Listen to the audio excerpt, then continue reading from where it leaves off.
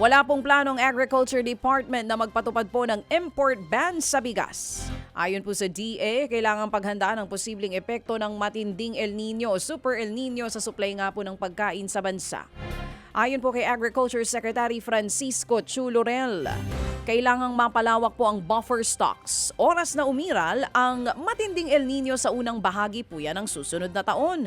Pero kahit hindi pa raw ay haharangin ng gobyerno ang pag-angkat ng bigas pagdating ng anihan. Tiniyak naman ni Laurel na hindi hahayaan ng DA na sumadsad ang presyo ng palay dahil lamang sa imports. Sa iba pang balita, wala pang iniuulat na water interruption ng Maynilad sa kabila po ng mababang level ng tubig sa Angat Dam.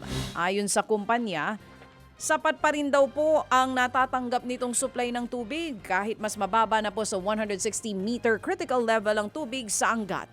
Paliwanag po ni Maynilad President at CEO Ramoncito Fernandez. Nakatulong dito ang pagpapatayo ng mga dagdag na treatment plant at pagbabawas ng tagas. Dahil po dito, nabawasan daw ang pag-asa ng kumpanya sa Angat para sa supply at pressure ng tubig.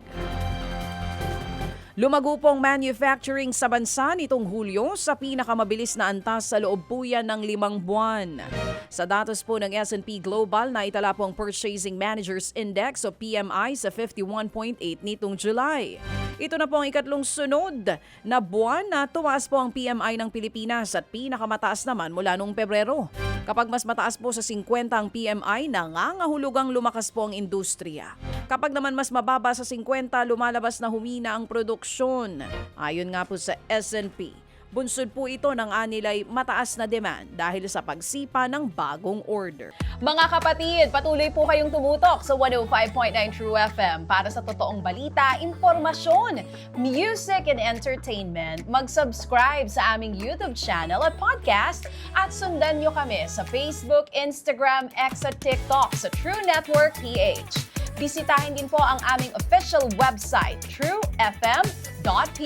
At panoorin din kami sa True TV Signal, Channel 19. Kami po ang 105.9 True FM. Laging true sa'yo, kapatid.